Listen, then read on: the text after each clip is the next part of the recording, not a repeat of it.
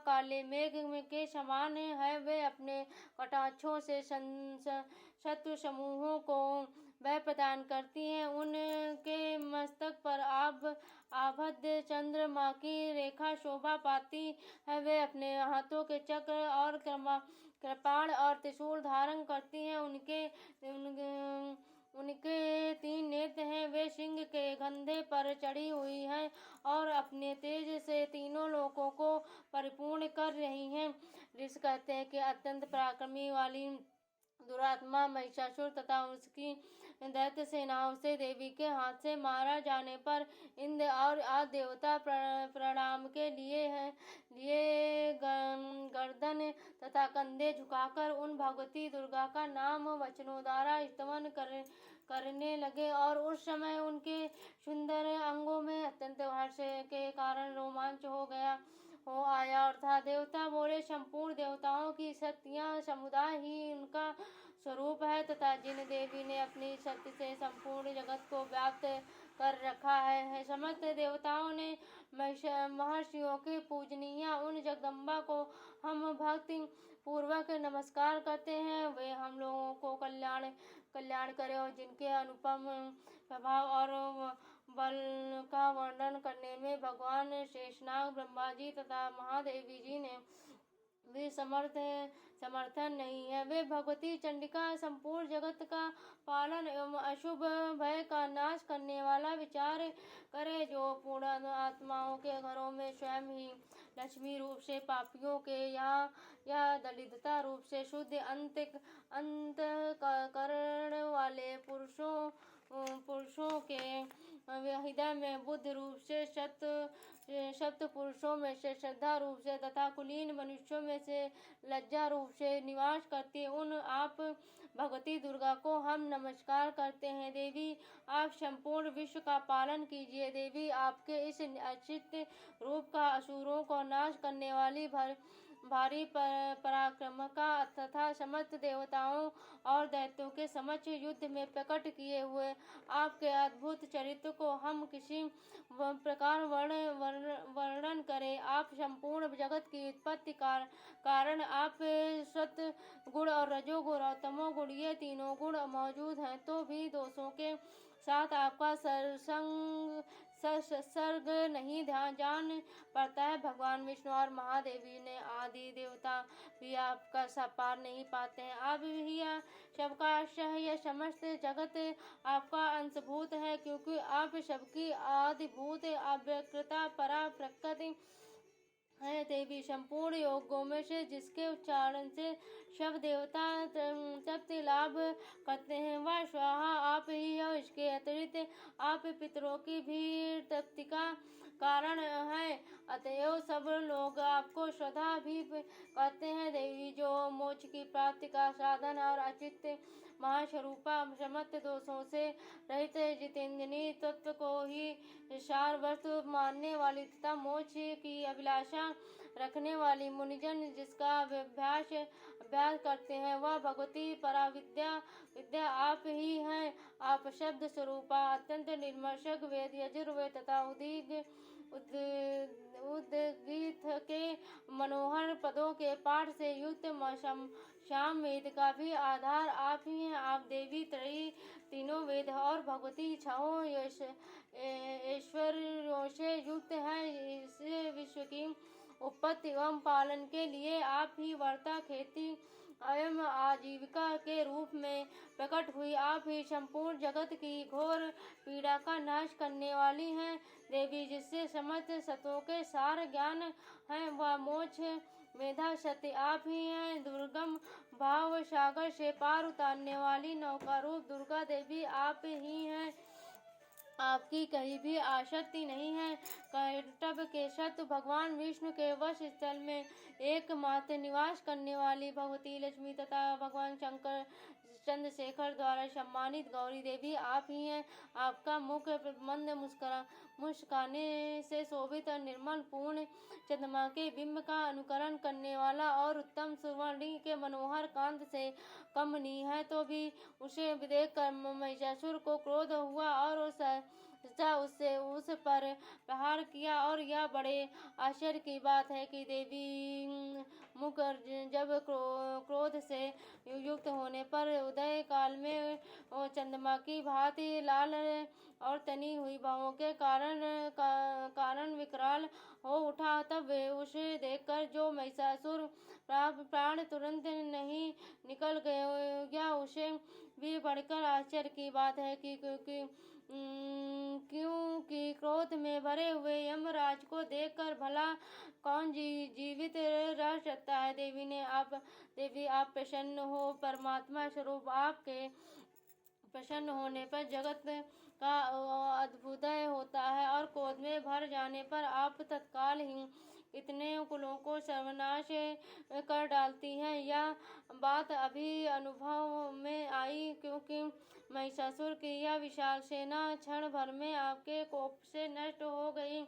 सदा अद्भुदय प्रदान करने वाली आपने जिन पर प्रसन्न रहती हैं वे ही देश में सम्मानित हैं। उन्हीं के धन और यश की प्राप्ति होती है। उन्हीं का धर्म कभी शिथिल नहीं होता है। वे अभी ही अपने हष्ट पुष्ट स्त्री पुत्र और भ्रातों के साथ धन्य माने जाते हैं। देवी आपकी ही कृपा से पूर्णात्मा पुरुष प्रतिदिन अत्यंत श्रद्धा पूर्वक सदा सब प्रकार के धर्मानुकूल कर्म करता है और उसके प्रभाव से स्वर्गलोक में जाता है। इसीलिए आप तीनों लोकों में निश्चय ही मनवांचित फल देने वाली माँ दुर्गे आप स्मरण करने पर प्राणियों को भय कर लेती हैं और स्वस्थ पुरुषों द्वारा चिंतन करने पर उन्हें परम कल्याणमयी बुद्धि प्रदान करती हैं।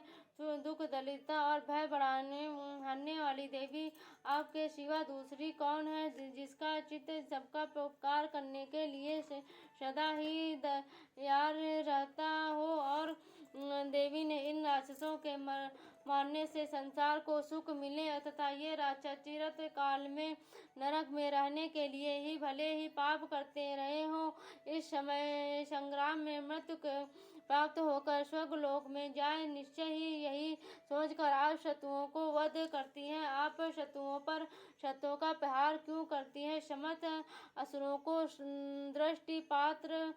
पात मात्र से ही भस्म क्यों नहीं कर देती हैं? इसमें से एक रहस्य ये शत्रु भी हमारे शत्रुओं से पवित्र होकर उत्तम लोगों में जाए। इस प्रकार उनसे प्रति भी आपका विचार अत्यंत उत्तम रहता है। खग के तेज पूज की भयंकर तप्ति दीप्त से तथा आपके सूल के अग्रभाग की धनी भूति प्रभा से चौधी आकार जो असुरों की आंखें फूट नहीं गई, उसमें कारण यही था कि वे मनोहर रश्मियों से युक्त चंद्रमा के समान आनंद प्रदान करने वाले आपके इस सुंदर मुख का दर्शन करते थे। देवी आपका शील दुराचारियों के बुरे बर्तावों को दूर करने वाला है। साथ ही यह रूप ऐसा है जो कभी चिंता में भी नहीं आ सकता है और जिसकी कभी दूसरों से तुलना भी नहीं हो सकती है। तथा आपका बल और पराक्रम तो उन दैत्यों के भी नाश करने वाला है जो कभी देवताओं को पराक्रमों भी नष्ट कर चुके हैं थे। इस प्रकार आपने शत्रुओं पर भी अपनी दया हो प्रकट की है। वरदानी देवी आपके इस पराक्रमी किसके साथ तुलना हो सकती है तथा शत्रुओं को भय देने वाला एक एवं अत्यंत मनोहर ऐसा रूप भी आपके सिवा और कहा। हृदय में कृपा और युद्ध में निष्ठुरता ये दोनों बातें तीनों लोकों में भीतर केवल आप में ही देखी गई हैं। माता आपने अपने शत्रुओं को नाश करने के लिए समस्त त्रिलोकी की रक्षा की है। उन शत्रुओं को भी युद्ध भूमि में मारकर स्वर्गलोक में पहुंचाया तथा उन्मत्त दैत्यों से प्राप्त रहने वाले हम लोगों के भय को दूर कर दिया है। आपको हमारा नमस्कार है। देवी ने आप सूल से हमारी रक्षा करें और अंबिके आप खग से भी हमारी रक्षा करें तथा घंटा की की ध्वनि और धनुष की टक्कर से अभी हम लोगों की रक्षा करें, और चंडी के पूर्व, पश्चिम और दक्षिण दिशा में आप हमारी रक्षा करें, तथा ईश्वरी अपने त्रिशूल को घुमा कर आप उत्तम दिशा में भी हमारी रक्षा करे। तीनों लोगों में आपके जो परम सुंदर एवं अत्यंत भयंकर रूप विचरते रहते हैं, उनके द्वारा भी आप हमारी तथा इस भूलों की रक्षा करें। अंबिका, आपके कर पल्लों में से शोभा पाने वाली खड्ग, शूल और गदा आदि जो अस्त्र हो, और उन सब के द्वारा आप सब ओर से हम लोगों की रक्षा करें। ऋषि कहते हैं कि इस प्रकार जब देवताओं ने जगत माता दुर्गा की स्तुति की और नंदन वन के दिव्य पूजों के गंध व चंदन आदि के द्वारा उनका पूजन किया, तब फिर सबने मिलकर जब भक्ति पूर्वक दिव्य धूपों की सुगंध निवेदन की, तब देवी ने प्रसन्न वदन होकर प्रणाम करते हुए सब देवताओं से कहा कि हे देवी बोली, देवताओं ने तुम सब लोग मुझसे जिस वस्तु की अभिलाषा करते हो उसे मांगो। और देवता बोले, भगवती ने हमारी सब इच्छा पूर्ण कर दी है, तब कुछ भी बाकी नहीं है, क्योंकि हमारा शत्रु महिषासुर मारा गया है।